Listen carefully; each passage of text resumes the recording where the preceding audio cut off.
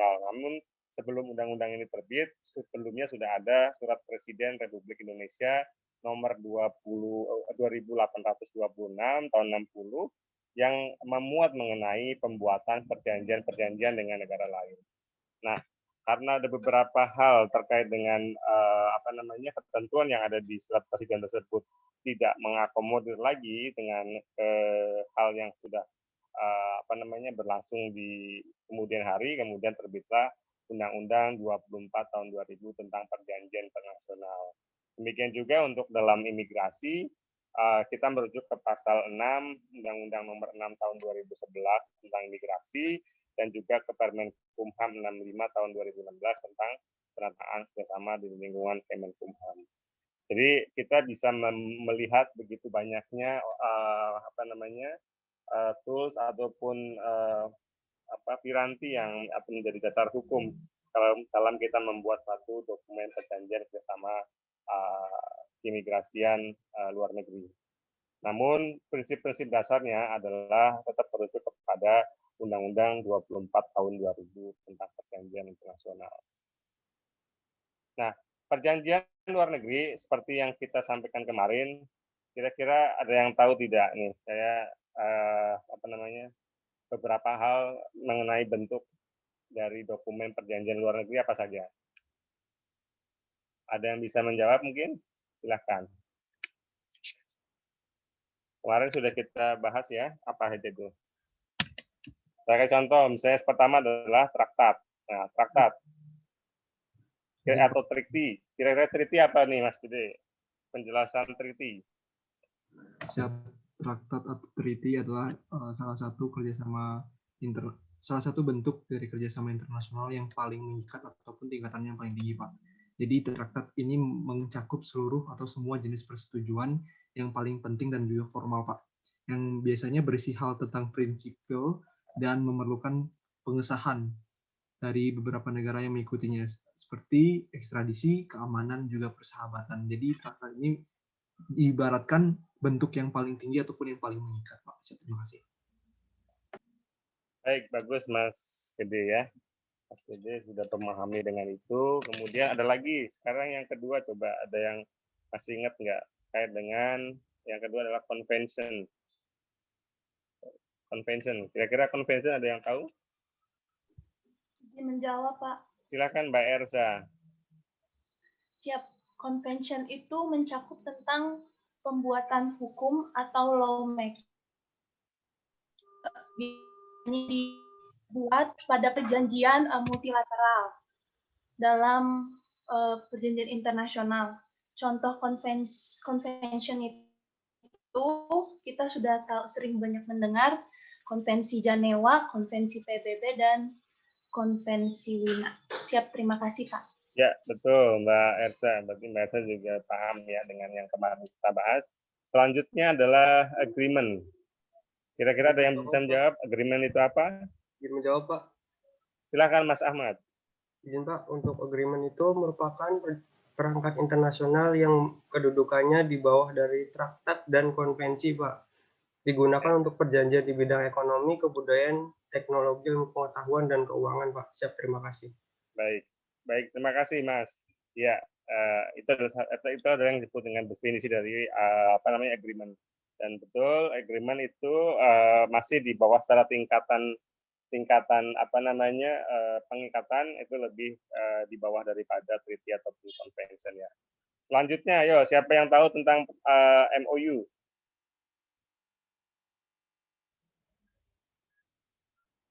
Izin Pak, izin mencoba menjawab. Ya, silakan Mas Hari. Izin, MOU adalah nota kesepahaman Pak dari dua pihak, yakni dua pihak negara yang akan melakukan suatu kerjasama, Pak. Kesepakatan kerjasama, Pak. Terima kasih, Pak. Ya. Oke, baik. Baik Mas Hari, terima kasih Mas Hari. Kemudian ada lagi yang lain terkait dengan setelah MOU adalah protokol. Ya, silakan dengan protokol. Ya, ada yang mau jawab protokol? Izin Pak, absen 5, Pak. Ya. absen 5. Bentar. Silakan Mas. Di tempat saya agak susah ini. Ya, silakan Mas.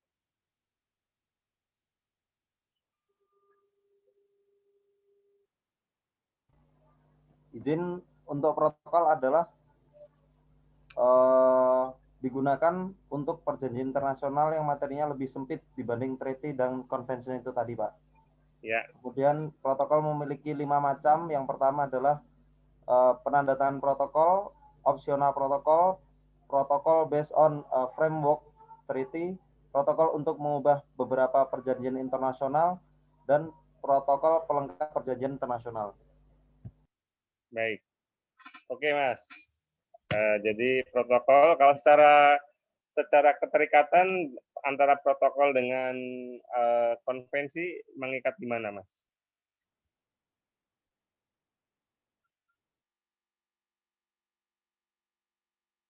Mas Alvin? Siapa?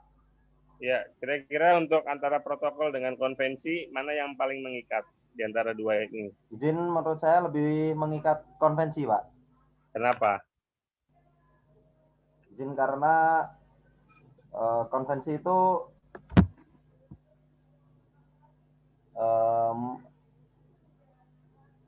bersifat lawmaking, Pak. Mungkin, Pak. Atau kalau misalnya protokol itu sifatnya lebih formal atau enggak isinya? Lebih formal, Pak. Protokol lebih formal dari konvensi. Siapa? Protokol lebih formal dari konvensi atau konvensi lebih formal daripada protokol? Konvensi yang lebih formal dari protokol, Pak. Oke, baik. Ya, jadi teman-teman ya harus tetap ingat ya, kalau protokol biasanya lebih tidak formal dalam isinya atau substansinya, dan itu lebih bersifat sebagai tambahan atau koreksi daripada treaty atau traktat ataupun konvensi. Jadi lebih di bawah daripada konvensi ataupun treaty. Oke, selanjutnya charter. Ada yang mau jawab charter? Izin menjawab, Pak. Silakan Mas Gigi. Charter yaitu merupakan suatu perangkat internasional untuk membentuk suatu organisasi internasional. Seperti contohnya yaitu pada Piagam PBB tahun 1945, Pak. Oke, ya bagus. Jadi charter lebih banyak diusulkan oleh organisasi internasional atau oleh entitas negara? Internasional, Pak. Organisasi internasional ya. Jadi harus dipahami bahwa Ya. Charter adalah satu bentuk perjanjian internasional yang memang diusulkan lebih banyak adalah dari organisasi internasional yang mengusulkan, bukan dari entitas negara. Tapi kebanyakan kita sebagai entitas negara itu akan merujuk menjadi bagian dari charter. Oke, selanjutnya adalah declaration. Declaration. Ya, silakan Mas. Izin Pak, Rizky Mas Pak. Rizky, silakan ya, silakan Mas. Declaration atau deklarasi, di mana suatu perjanjian yang berisikan ketentuan-ketentuan umum, di mana pihak-pihak dalam deklarasi tersebut berjanji untuk melakukan kebijaksanaan tertentu di masa yang akan mendatang atau di masa yang akan dihadapi, Pak.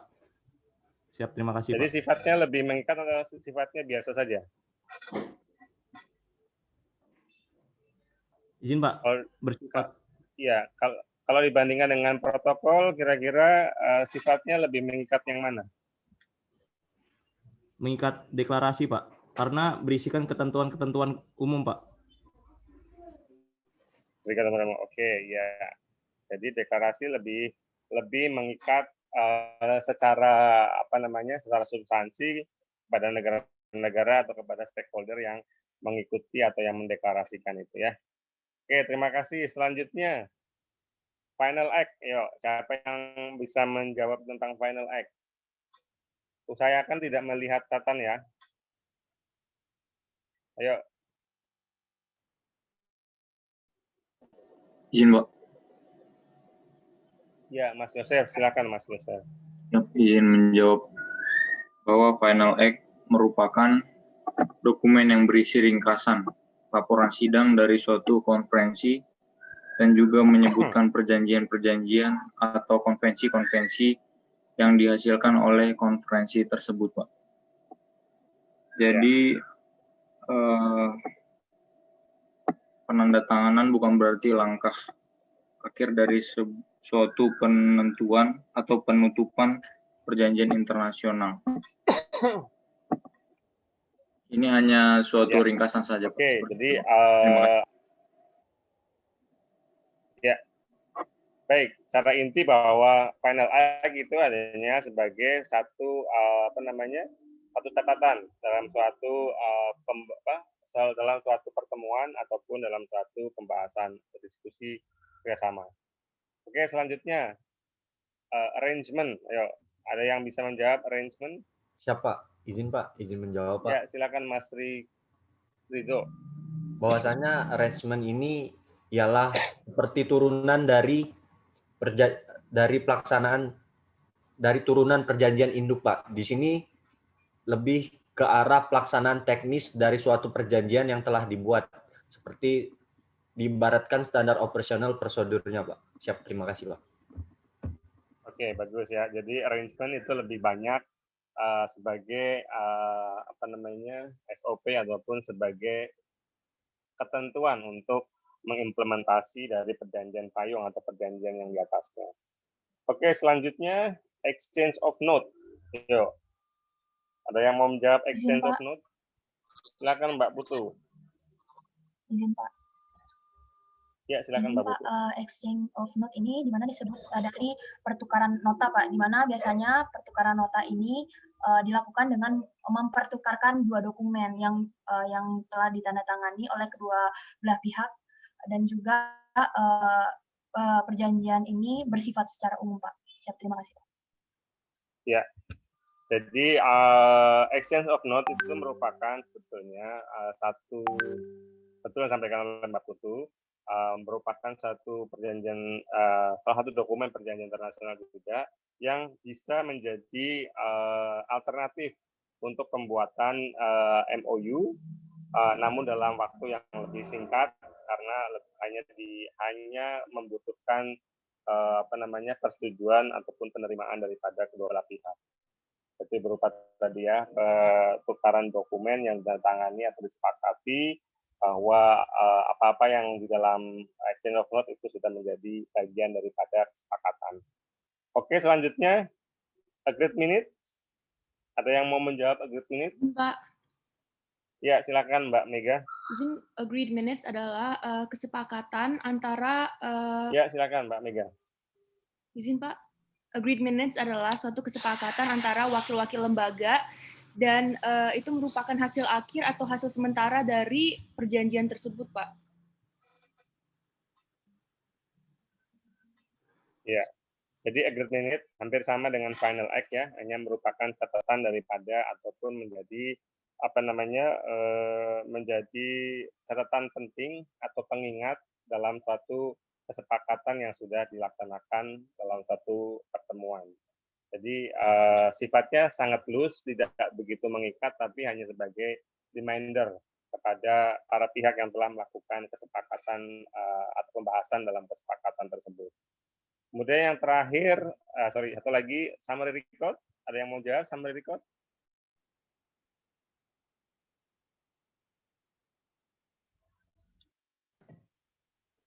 Nggak ada? Oke, kalau summary record itu hampir sama dengan agreement juga, final act, atau ada lagi yang orang di beberapa negara Eropa lebih senang dengan namanya record of discussion atau ROD, itu yang juga menjadi salah satu dokumen perjanjian internasional yang hanya berupa tambahan atau catatan dalam suatu kesepakatan atau suatu pembahasan. Nah, yang terakhir itu ada namanya letter of intent. Letter of intent ini sebetulnya hampir sama dengan declaration, tapi sifatnya sedikit lebih rendah daripada declaration, karena kalau letter of intent itu lebih pada pernyataan kehendak, artinya sama-sama berkehendak untuk melakukan kegiatan ini dan itu. Meskipun sebetulnya dua-duanya mengikat secara hukum, karena ketika sudah ditandatangani dokumen apapun pasti akan menjadi mengikat. Tapi ukuran mengikatnya itu adalah tergantung dari bobot ataupun kerjasama dari berbeda tingkat tangan tersebut. Contohnya misalnya tadi, Kalau misalnya bentuknya treaty, maka perjanjian itu pasti materinya lebih formal, kemudian dia akan sangat mengikat di antara dokumen perjanjian-perjanjian. Tapi kalau kemudian dokumen yang dibuat adalah dengan namanya adalah ROD atau Record of Discussion atau Summary Record ataupun Final Act, itu berarti pengikatannya tidak terlalu ada, tapi hanya menjadi satu pengingat bahwa oh iya kita sudah sepakat untuk melakukan ini dalam satu pertemuan. Demikian juga yang lain ya. Jadi apapun itu, apapun dokumen perjanjian itu adalah berdasarkan dari berdasarkan dari bentuk maupun juga berdasarkan dari tingkatan seberapa besar dokumen tersebut menjadi suatu dokumen yang mengikat atau tidak. Itu adalah untuk dokumen perjanjian luar negeri. Kemudian struktur dokumen perjanjian kerjasama luar negeri pun hampir sama dengan struktur yang ada di dokumen perjanjian kerjasama atau dokumen kerjasama keimigrasian dalam negeri. Hanya saja persoalan yang diambil atau di dalamnya itu berbeda. Artinya ketika kita bicara masalah judul, karena sama ya, ada judul, ada pembukaan, ada isi, ada penutup. Dalam judul kita hanya menerapkan di kertas itu adalah lambang negara, di masing-masing negara akan memberikan atau mencetak di kertas yang sudah disahkan oleh negara tersebut sebagai legal letter atau surat yang sah atau surat yang legal dalam pembuatannya. Biasanya kalau kementerian atau negara pasti akan dicetak dalam kertas yang berlogo atau ada lambang negaranya itu. Kemudian dalam dalam judul tersebut juga ada nama daripada perjanjian atau dokumen tersebut. Nah, kemudian di pembukaan juga ada judulnya, di pembukaan adalah setelah judul, kemudian ada pembukaannya menunjukkan kepada bahwa misalnya the Directorate General of Immigration, the Ministry of itu akan menyebutkan nama dari instansi. Kemudian setelah nama dari instansi, kedua-duanya disebutkan. Nah, bedanya kalau di perjanjian dokumen dalam negeri, maka penyebutan nama instansinya adalah disesuaikan siapa yang menjadi prakarsa. Kalau di perjanjian atau kerjasama keimigrasian luar negeri, maka penamaan untuk pemerkarsa tidak ada. Ketentuan untuk itu tidak ada. Yang ada adalah ketentuan bahwa negara yang akan menandatangani adalah selalu menomorsatukan negaranya, bahwa saya akan bekerja sama dengan misalnya imigrasi Malaysia dengan imigrasi Indonesia. Prakarsanya dari kita, nggak ada masalah prakarsa dari kita. Tapi ketika akan menandatangani, kita akan menerima dokumen yang kita cetak berdasarkan nama negara kita dulu, nama instansi kita dulu, baru kemudian nama instansi yang akan kita lakukan kerjasama. Jadi contohnya misalnya the Directorate General of Immigration, the Ministry of Law and Human Rights, the Republic of Indonesia, with with the pengarah kalau dalam bahasa Malaysia ketua pengarah ya. Ketua pengarah Immigration Malaysia, Pak. Ketua pengarah Immigration Malaysia. Kemudian the Ministry of Home Affairs itu langsung disebutkan seperti itu. Tapi kalau di pihak Malaysianya, mereka akan menuliskan atau mencetaknya nama mereka dulu, baru kemudian nama kita. Nah, setelah itu baru kita menyebutkan ada konsideran.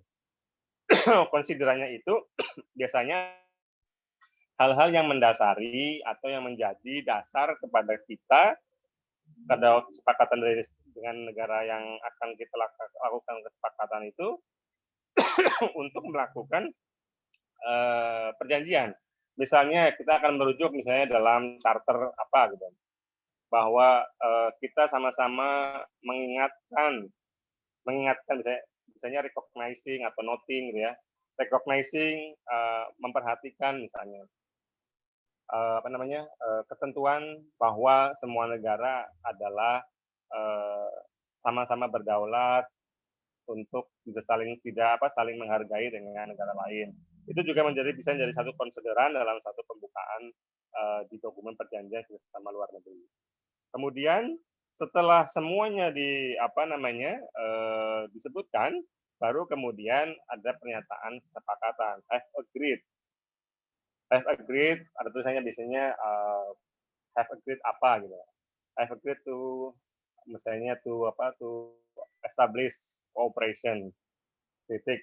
Kemudian baru kita masuk ke isi. Nah, isi juga sama, klausul-klausul semuanya terkait dengan masalah masalah apa yang akan kita buat.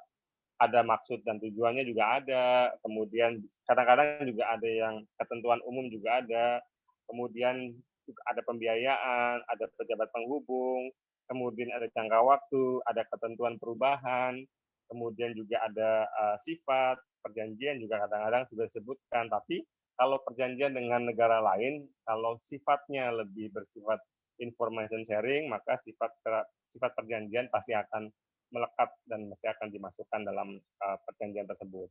Kemudian ketentuan penyelesaian sengketa dan ketentuan lain. Nah, bedanya kalau di perjanjian dalam negeri ya dengan perjanjian bersama imigrasi luar negeri ini, untuk masalah keadaan kahar biasanya tidak disebutkan karena ini sudah masuk dalam persoalan di sengketa atau di persoalan di ketentuan-ketentuan lain. Kemudian penutupnya itu juga akan memuat hari, memuat tanggal, hampir sama ya dengan penutup di perjanjian kerjasama dalam negeri. Kemudian ada disebut dengan salinan dan juga ada ketentuan setelah salinan itu ada klausul mengenai apabila memang ada misunderstanding atau kesalahan dalam mempersepsikan atau menangkap dari perjanjian itu, maka yang sah untuk dibagikan dasar adalah dalam konteks misalnya bahasa Inggrisnya. Tapi kalau dalam bahasa Indonesia kita biasanya dirujukan kepada kita sendiri. Nah, kalau misalnya perjanjian itu dilaksanakan misalnya ada dengan tiga negara ataupun satu negara tapi yang bukan dalam bahasa Inggris sebagai negara ibunya, seperti misalnya perjanjian dengan Tiongkok gitu ya, atau dengan Jepang atau dengan Korea, maka kita biasanya dalam penutup itu menyebutkan bahwa kerjasama ini dibuat dalam rangkap 3, yaitu bahasa Indonesia. Misalnya bahasa Indonesia, kalau kita yang mencetak bahasa Indonesia dulu, kemudian bahasa Inggris, kemudian bahasa yang yang kita sepakati untuk dilakukan kerjasama. Misalnya dengan Korea, bahasa Korea. Tapi kalau misalnya cuma bahasa Inggris yang dipakai misalnya dengan Australia, ya tetap bahasa Indonesia dan bahasa Inggris. Tapi tetap harus ada klausul mengenai bahwa apabila ada kesalahan dalam menangkap atau menafsirkan perjanjian tersebut, maka yang akan menjadi rujukan adalah naskah yang berbahasa Inggris. Makanya ini yang akan menjadi satu persoalan ketika membuat perjanjian kerjasama di luar negeri, keimigrasian khususnya, kita harus benar-benar siap dengan wording atau siap dengan bagaimana kita mengutarakan maksud atau tujuan dari kita sesuai dengan penggunaan bahasa Inggris yang betul dan tepat. Kalau tidak, kita akan dirugikan karena apabila kita menempatkan misalnya kita kepengen sesuatu yang bersifat A, tapi ternyata dalam bahasa Inggris kita mencantumkan sesuatu yang sifat nadanya adalah B, itu akan merugikan kita karena yang berlaku dalam satu interpretasi nanti yang dirujukan adalah yang di dalam bahasa Inggris. Makanya teman-teman tolong bahasa Inggrisnya diperbagus ya, karena kalau memang nanti dilibatkan dalam pembuatan drafting kerjasama luar negeri, ini akan ada effort yang akan luar biasa. Teman-teman tidak bisa misalnya apa namanya semaunya lah, yang penting bahasa Inggris saja, tapi nggak bakalan tidak merujuk kepada pemakaian bahasa tersebut yang sesuai dengan penempatannya. Jadi harus benar-benar dikuasai sekali terkait dengan wording.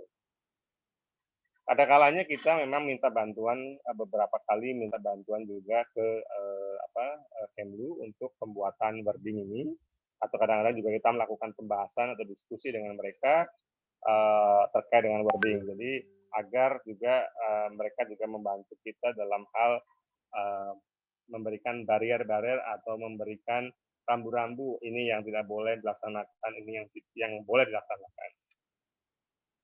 Kemudian itulah struktur dokumen. Jadi struktur dokumen perjanjian kerjasama luar negeri hampir sama dengan perjanjian kerjasama imigrasi dalam negeri ya. Hanya saja isinya dalam konten yang ada dalam struktur itu adalah agak sedikit berbeda daripada yang ada di dalam negeri. Nah ini contohnya nih, kalau dalam membuat suatu kerjasama luar negeri, khususnya kalau kita mau melakukan kayak tadi pertemuan bilateral dengan Malaysia, imigrasi Malaysia, ataupun pertemuan regional, ataupun pertemuan multilateral, itu kita diwajibkan untuk membawa namanya position paper. Position paper ini dirujukan sesuai dengan agenda pembahasan yang sudah diketahui oleh semua pihak. Nah, gunanya apa position paper? Ini position paper kalau bahasanya kita ya sebutkan sebagai kertas posisi ya. Kertas di mana kita akan berdiri memperjuangkan apa yang akan dibahas dalam persoalan yang ada di situ. Jadi setiap agenda akan dibuatkan posisi paper, satunya adalah saran posisi. Nah, saran posisi ini biasanya rujukannya adalah terkait dengan masalah sejarah atau background dari suatu agenda itu sampai kemudian muncul agenda itu apa gitu. Nah, dari situ saran posisinya akan dirujukan ke arah intervensi kita maunya apa. Nah, contohnya misalnya gini, ini ada contoh tentang progres ABTC atau ASEAN Business Travel Card. Karena kita kan punya namanya APEC ya, Asia Pasifik Economic Comprehensive itu Business Travel Card itu hampir sama di ASEAN pun di DJCM. Kemudian muncul ada ide seperti itu yang dirujukan oleh Brunei. Jadi kita harus punya posisi bagaimana kok bisa sampai ada usulan seperti ini dan posisi kita untuk intervensi apa. Biasanya kita kalau di sini karena dalam pasaran posisi Indonesia juga mempertanyakan kembali tentang urgensinya ABTC atau di sini ASEAN ya, ASEAN Business Travel Card kepada kepada semua negara anggota, karena dalam skema ABTC yang dalam APEC Business Travel Card kita sudah punya, dan 7 negara ASEAN pun juga sudah masuk dalam skema itu. Jadi buat apa untuk adanya seperti itu? Kemudian kita juga melihat bahwa untuk negara-negara ASEAN juga sudah sama-sama memiliki memiliki bebas visa di antara satu dan lainnya. Hanya saja memang keinginan daripada Brunei waktu itu untuk membuat ASEAN Business Travel Card adalah untuk orang-orang asing yang akan masuk yang bukan negara anggota ASEAN, masuk ke negara ASEAN hanya dengan berbekal daripada ASEAN Business Travel Card, atau yang tidak masuk dalam skema APEC Business Travel Card. Namun tetap persoalan ini menjadi satu hal yang memang harus juga diintervensi atau harus ditanggapi oleh semua negara ASEAN. Ini salah satu contoh sebetulnya kalau kita menjadi satu delegasi atau pengikut pada saat pertemuan yang dilaksanakan oleh negara-negara ASEAN. Jadi kita harus siap dengan itu, yang nanti di intervensi ini yang akan dibacakan oleh ketua delegasi sebagai bahan standing point kita terhadap agenda atau terhadap substansi yang sedang didiskusikan. Biasanya banyak sekali sampai kita kadang-kadang membuat itu berlembar-lembar lah, karena agendanya banyak dan juga Kadang-kadang satu agenda itu juga banyak sekali yang harus diintervensi, dan kesulitannya adalah ketika head of delegation ini bukan orang dari imigrasi dan juga tidak sepenuhnya mengetahui berbagai isu dalam satu pertemuan. Karena dalam pertemuan imigrasi kita banyak sekali ya pertemuan yang bilateralnya juga sudah banyak, apalagi yang multilateral yang luar biasa banyak sekali. Jadi tidak semua agenda itu, tidak semua forum yang kita ikuti dalam satu konteks kerjasama itu kita paham semuanya dengan substansi-substansinya. Namun tetap kita harus lakukan sebaik mungkin agar apa yang menjadi standpoint kita untuk keuntungan kita bisa dilaksanakan. Nah, kemudian kalau kita berbicara masalah tahapan, kemarin kita ingat ya, tahapan secara umum pembuatan perjanjian kerjasama mau itu internasional maupun dalam negeri itu rujukannya adalah di undang-undang tentang perjanjian. Kemudian ada penjajakan, ada perundingan, perumusan naskah, penerimaan, kemudian ada penandatanganan, baru yang terakhir adalah pengesahan. Sementara kalau dalam kerjasama keimigrasian luar negeri, kita lebih mempersingkat ya untuk pembuatannya, di mana di situ ada penentuan topik. Ini sebetulnya hampir sama antara penjajakan dengan perundingan, penjajakan, maaf. Kemudian perundingan dan pembahasan itu antara perundingan dan perumusan naskah itu jadikan satu. Baru kemudian penerimaan dan penandatanganan dijadikan satu dalam penandatanganan, dan terakhir adalah pengesahan atau ratifikasi. Nah, yang perlu diingat bahwa ketika ada pemrakarsa baik itu dari kita maupun dari luar, itu kita wajib berkoordinasi dengan Kementerian Luar Negeri melalui kalau di kita melalui Biro Hukum dan Kerjasama Luar Negeri seperti amanat daripada Kemenkumham nomor 65 tahun 2016. Nah, di Kemenlu sendiri itu ada satu Direktorat Jenderal atau satu eselon 2 yang eselon 1 yang menangani, yaitu di Hukum Perjanjian Internasional atau HPI, yang bisa dilalui dengan surat menyurat. Kita bisa lakukan surat menyurat dulu kalau kita mau melakukan misalnya pembuatan dokumen perjanjian antara MOU lah misalnya, MOU antara kita imigrasi Indonesia dengan imigrasi misalnya Belanda. Kita harus sesuaikan dulu dengan perumusan atau penentuan judul atau topik atau pembuatan rumusan masalah itu ke Kementerian Hukum dan HAM, Kementeri dulu, kemudian lakukan tahapan-tahapan secara internal di imigrasi. Namun setelah sudah dikaji dan oke, baru kemudian Biro Hukum dan Kerjasama Luar Negeri akan membuat surat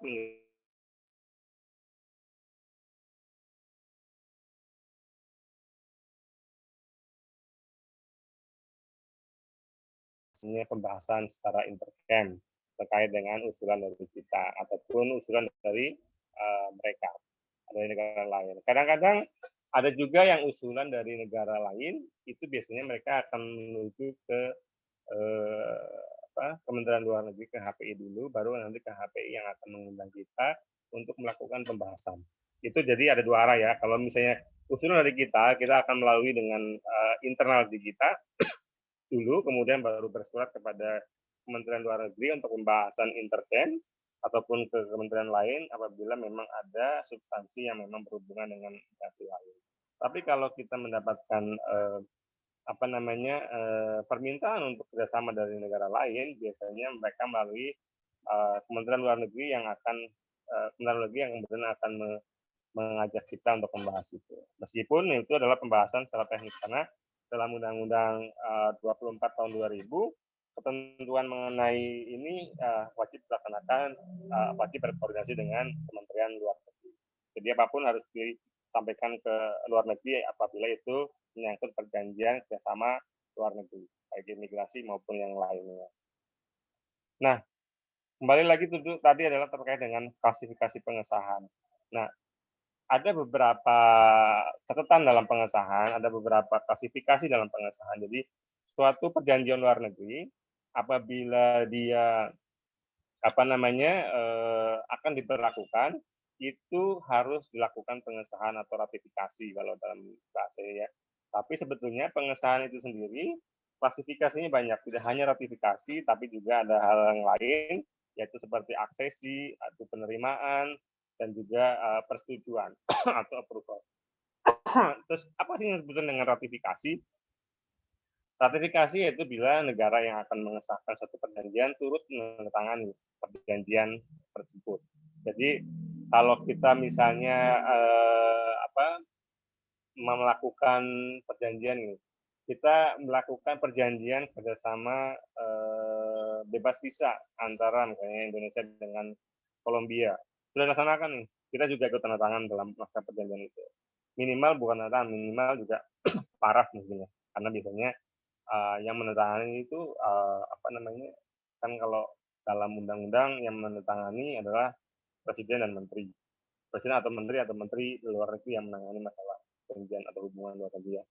Nah, kalau kita ikut dalam hal melakukan pemarapan atau penandatanganan, maka bentuk pelaksanaan itu adalah harus melakukan ratifikasi. Yaitu seperti tadi ya, pembuatan kerjasama bebas visa antara Indonesia dengan Kolombia misalnya. Itu wajib dilakukan satu ratifikasi, karena kita ikut tanda tangan dalam tersebut. Nah, kemudian yang kedua adalah aksesi. Aksesi itu hanya datang, kemudian mengesahkan, mengakses, artinya gue ikut nih, saya ikut untuk ikut dalam skema yang disatukan dalam perjanjian internasional tersebut.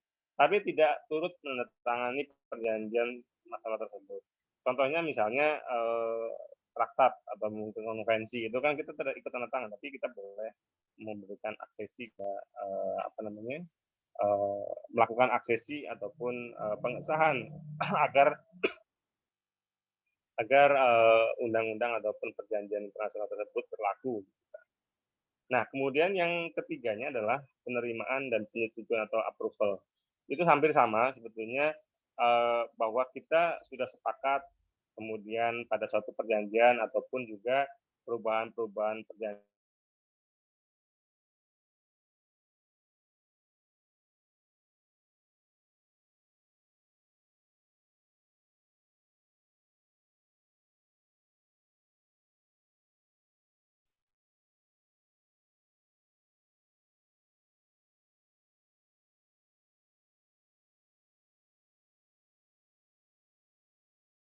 internasional yang kita ikuti, itu ada beberapa hal di pengesahan, yaitu tentang ratifikasi.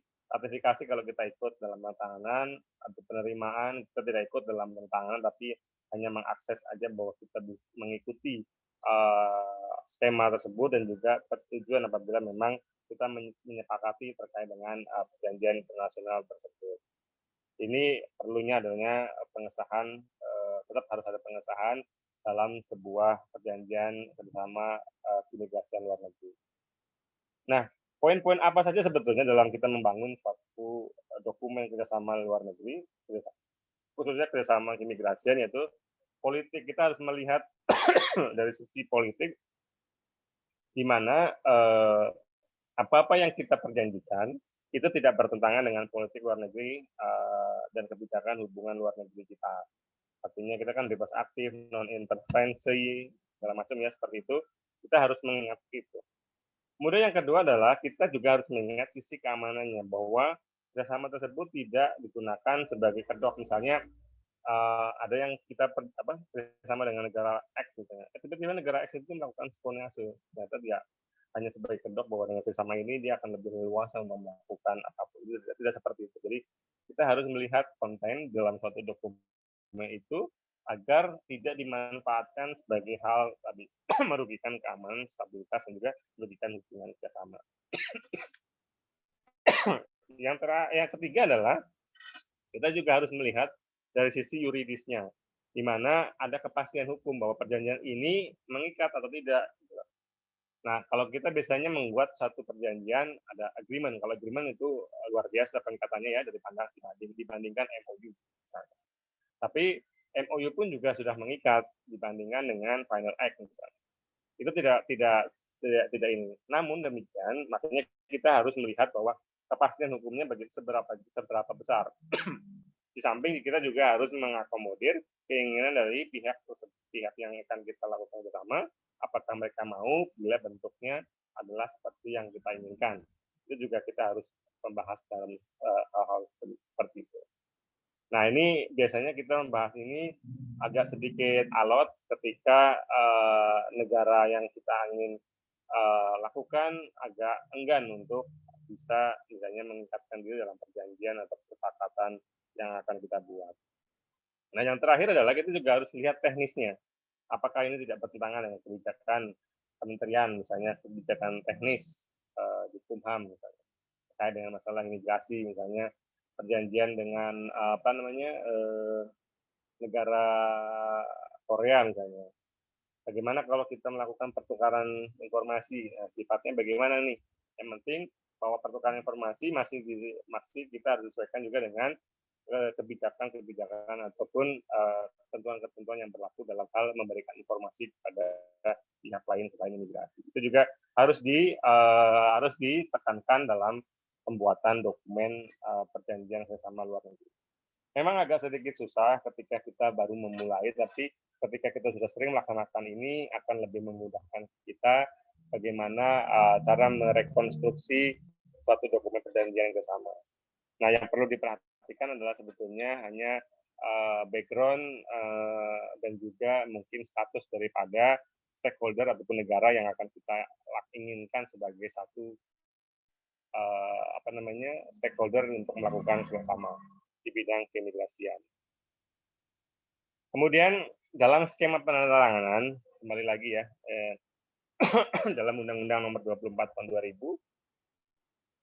yang berhak menandatangani perjanjian kerjasama luar negeri adalah Presiden dan Menteri Luar Negeri atau Menteri yang menangani masalah hubungan luar negeri. Regardless itu mau penandatanganan teknis sifatnya ataupun penandatanganan sifatnya umum secara kenegaraan. Nah, kerjasama teknis cuma bedanya adalah bahwa semua itu wajib adanya kewajiban atau tidak dalam melakukan atau menyampaikan mengenai full power. Full power itu adalah surat kuasa yang diterbitkan oleh Menteri Luar Negeri ataupun Presiden untuk bisa menandatangani atau bisa mendatangi dalam suatu perjanjian kerjasama luar negeri. Nah, kalau kerjasama teknis, substansinya adalah kerjasama teknis, misalnya perjanjian penanganan, kayak kemarin, kayak yang di video, penanganan pengungsi atau penanganan pencari suaka. Misalnya perjanjian tentang itu antara imigrasi Indonesia dan Malaysia, itu kan sifatnya teknis. Sifat teknis itu tidak memerlukan full power, artinya tetap prosedur yang tadi, tahapan penjajakan dan segala macam, itu dilalui dengan mengikut sertakan Kementerian Luar Negeri, karena di sana ada kode-kode tertentu yang memang bisa memberikan kita masukan dalam pembuatan dokumen. Namun dalam penandatanganan cukup pemberitahuan saja, tidak perlu adanya suatu full power yang harus diterbitkan. Jadi kita bisa tanda tangan nih, Pak Dirjen kita atau Menteri kita bisa menandatangani perjanjian tersebut karena sifatnya teknis. Ini dilakukan dengan waktu kita membuat LOI atau Letter of Intent dengan imigrasi Jepang dan imigrasi Korea Selatan. Itu dilaksanakan dan Pak Dirjen kita juga menandatangani perjanjian tersebut dalam LOI tersebut bersama dengan pimpinan atau Dirjen imigrasi mereka. Nah, yang kedua adalah waktu pemerintah untuk menerima atau tanda tangan. Jadi sifat daripada perjanjian kerjasama ini kita hanya bisa menerima saja atau sebagai pemerintah untuk menandatangani, misalnya kayak gitu ya.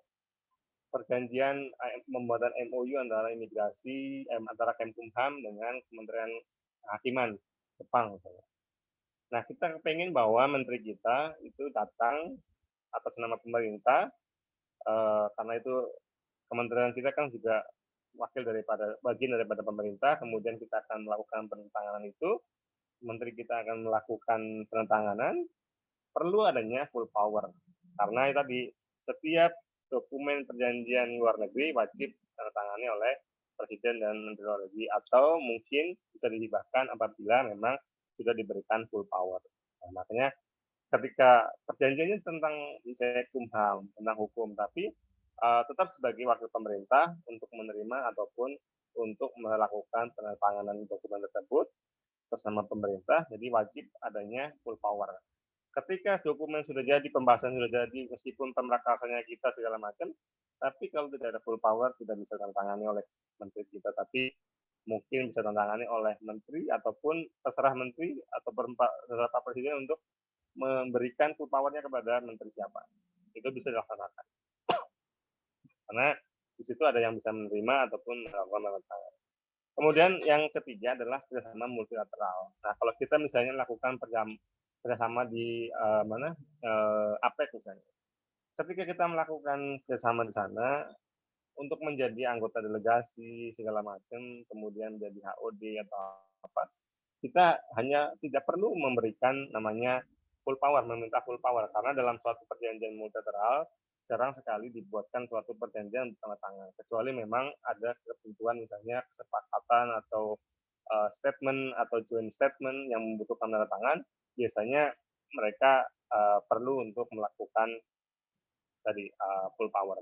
Tapi kalau dalam bentuk multilateral hanya cukup kredensial atau surat kepercayaan yang diterbitkan oleh menteri yang Menteri Luar Negeri yang karena hubungan dengan luar negeri, yang memuat nama, jabatan, dan juga kedudukannya dalam pertemuan tersebut apa, sebagai HOD atau sebagai anggota delegasi, itu yang harus dibuat. Jadi kalau dalam penandatanganan, meskipun wewenang yang berhak untuk menandatangani hanya Pak Presiden dengan Presiden dan juga Menteri yang hubungannya dengan hubungan luar negeri, tapi dia bisa memberikan mandat itu melalui full power yang diterbitkan untuk bisa dilaksanakan oleh pihak lain yang jadi wakil dari pemerintah. Ya, jadi ingat ini ada 3 hal yang memang terkait dengan masalah penandatanganan. Apabila kerjasama teknis, maka tidak perlu full power. Tapi kalau kerjasamanya itu kita ikut menandatangani, maka butuh full power. Dan kemudian kalau dalam kerjasama multilateral kita hanya cukup untuk atau surat kepercayaan yang diberikan oleh kementerian untuk disampaikan kepada pihak penyelenggara terkait dengan kerjasama tersebut. Oke, mungkin itu yang bisa saya sampaikan. Kita juga sudah jam berapa? 11.46 ya, lepas ya. Siapa? Pernyataan ini. Nanti kita sampaikan juga untuk minggu depan pertemuan masih tetap dengan masalah pembuatan kerjasama. Nanti kita akan praktek untuk bagaimana cara membuat misalnya dari kertas posisi, dan kemudian kita melakukan breakout session ya, masing-masing bikin kelompok lagi. Mungkin nanti Mbak Ola saya minta mix lagi untuk kelompoknya, nggak apa-apa, nanti untuk perempuan tetap sama ya, masing-masing kelompok 1 karena hanya ada 4 ya perempuannya. Jadi itu sementara yang lainnya di mix lagi, diubah lagi. Nah, kemudian minggu berikutnya kita akan melakukan paparan untuk pertemuan pelaksanaan tadi pembuatan dokumen perjanjian luar negeri. Mungkin itu yang bisa saya sampaikan. Kesimpulannya adalah bahwa dalam melakukan perjanjian kerjasama keimigrasian luar negeri telah diatur dalam beberapa ketentuan. Umumnya adalah dengan Undang-Undang Nomor 24 Tahun 2000 secara umum, dan khusus melalui Undang-Undang Nomor 6 Tahun 2011 dan Permen Kumham Nomor 5 Tahun 2016. Sementara kalau bentuk dan nama perjanjian akan menunjukkan bahwa materi yang diatur oleh perjanjian memiliki bobot yang kerjasama yang berbeda tingkatannya. Kemudian struktur dokumen perjanjian kerjasama luar negeri hampir sama dengan kerjasama dalam negeri, yaitu ada judul, pembukaan, isi, dan penutup, namun yang dibedah dalam beberapa hal yang berbeda daripada perjanjian kerjasama dalam negeri. Mungkin itu dulu ya yang saya bisa sampaikan. Saya ucapkan terima kasih kepada teman-teman yang sudah rela bersabar untuk mendapatkan atau bersama-sama berdiskusi mengenai pembuatan dokumen kerjasama